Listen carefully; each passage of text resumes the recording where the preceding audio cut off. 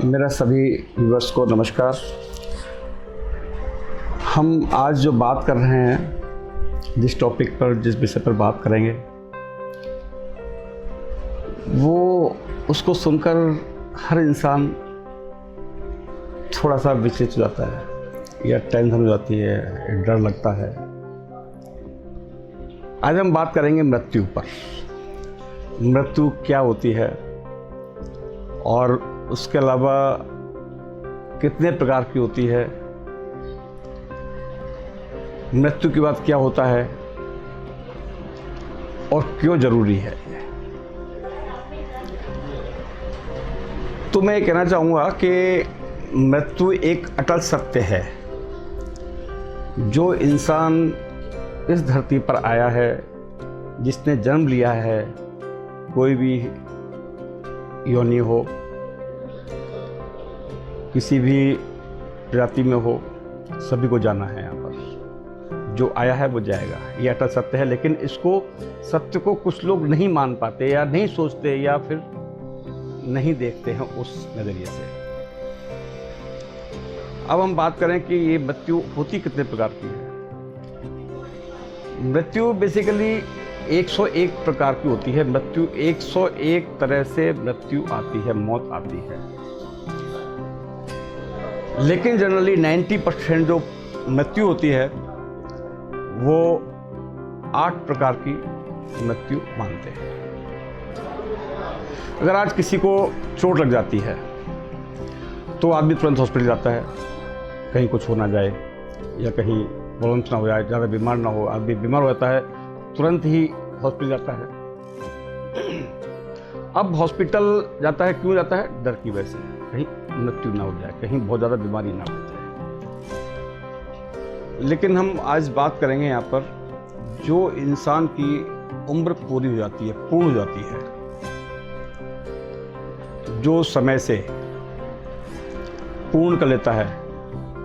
बचपन देखा, युवावस्था देखा, बुढ़ापा देखा, उसके बाद में उम्र उसने पूर्ण की,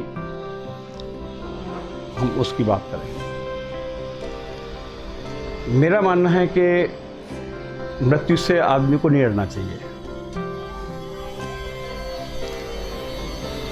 क्योंकि मृत्यु आने के बाद में, मृत्यु होने के बाद में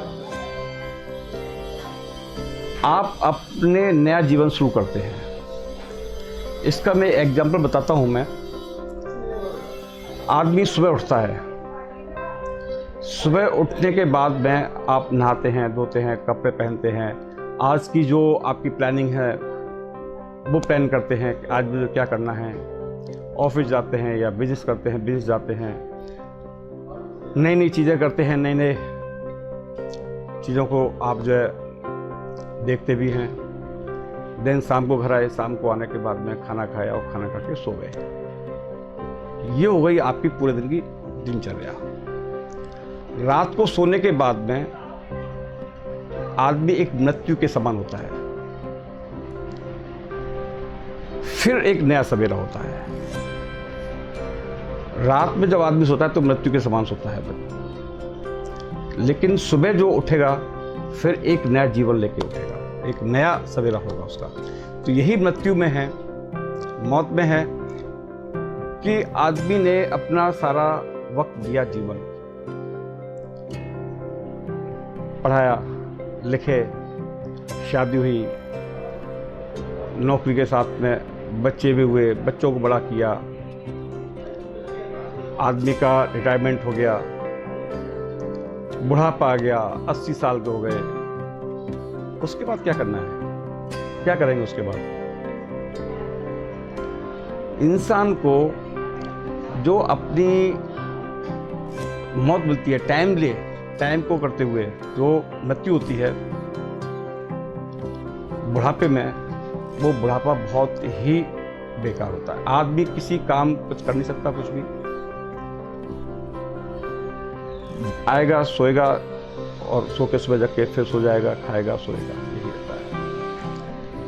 उसको मृत्यु इसलिए जरूरी है कि उसको एक नया जीवन मिलने वाला है। शरीर और चेतन, शरीर तो आपका है ही, शरीर तो, लेकिन चेतन को आप देख नहीं सकते। आत्मा को देख नहीं सकते आप।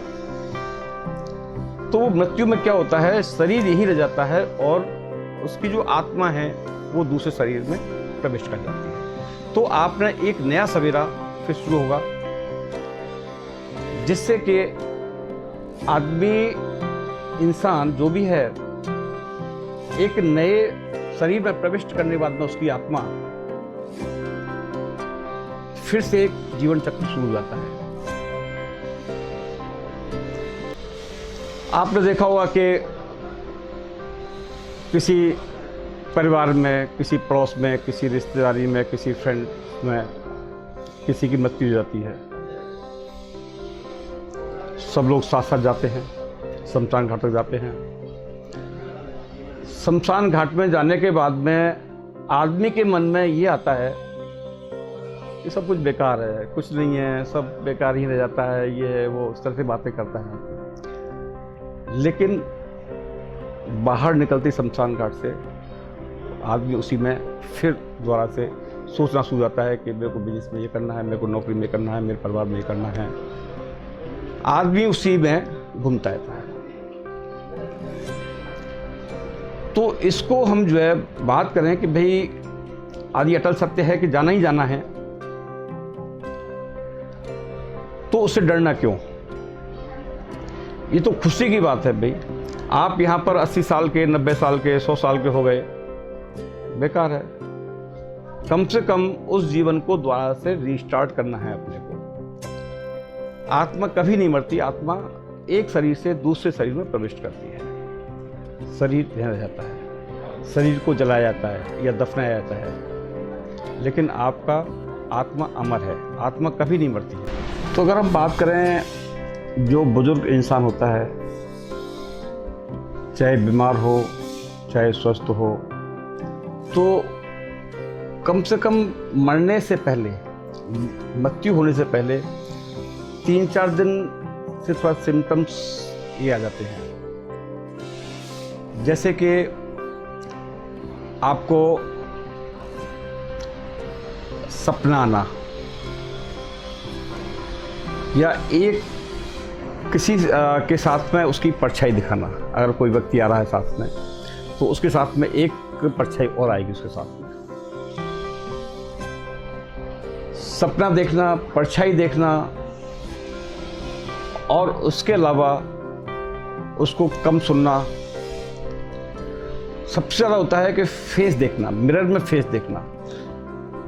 जिसके व्यक्ति के मृत्यु पास हो, उसको अगर फेस दिखाया जाए, उसको अपना फेस नहीं दिखाई देगा, किसी दूसरे व्यक्ति का फेस दिखाई देगा। ये होता है 3 और 4 दिन में सिम्पटम्स होते हैं मृत्यु के। और अगर बाय द वे 24 घंटे की जो सिम्पटम्स होते हैं, वो होती हैं एक अलग तरह की गंध आने लगती है जो व्यक्ति है, तो इस गंध को बोलते हैं मृत्यु गंध।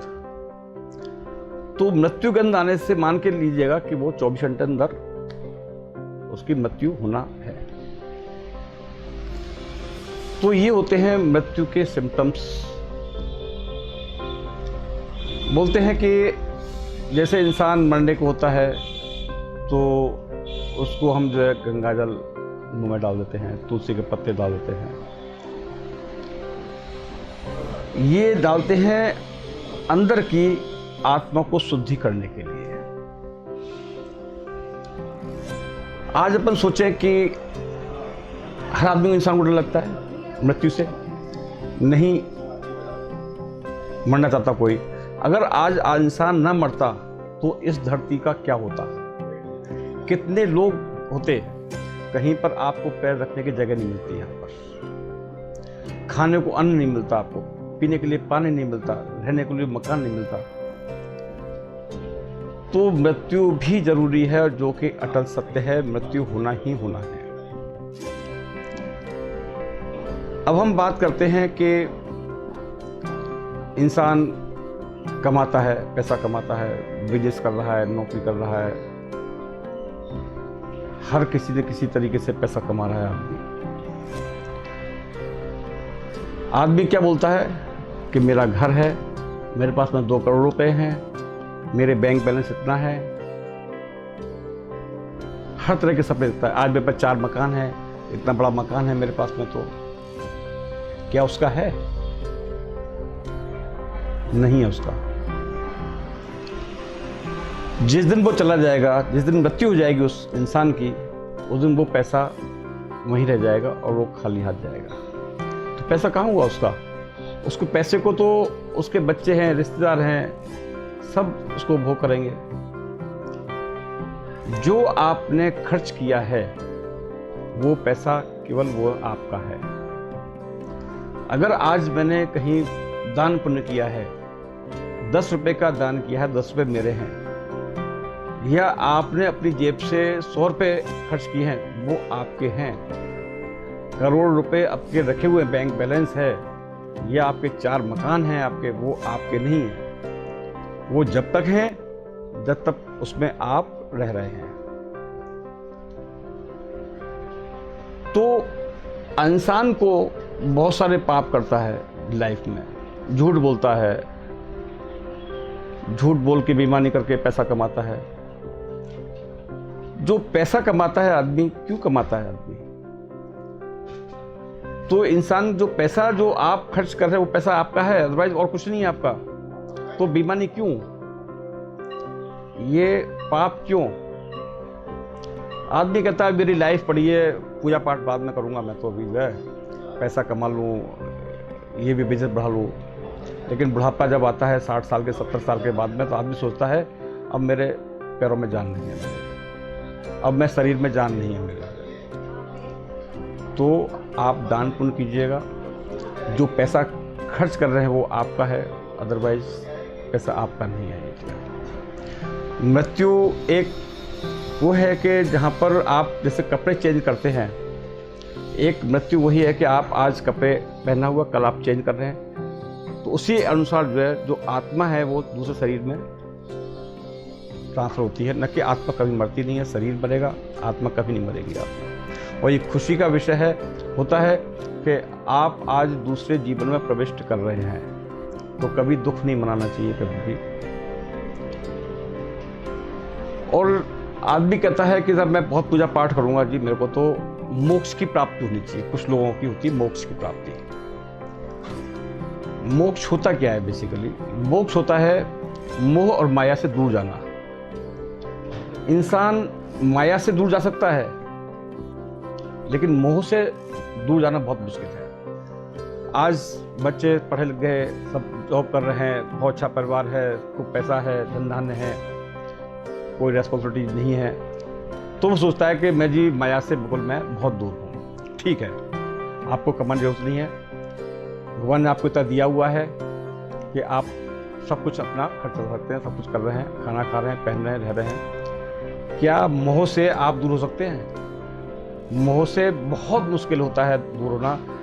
आपके बहू हैं, बेटे हैं, अगर बेटा बीमार हो गया तो मोह है आपका, पत्नी बीमार हो गई तो मोह है आपका, रिश्तेदार बीमार हो गए तो मोह है उनसे।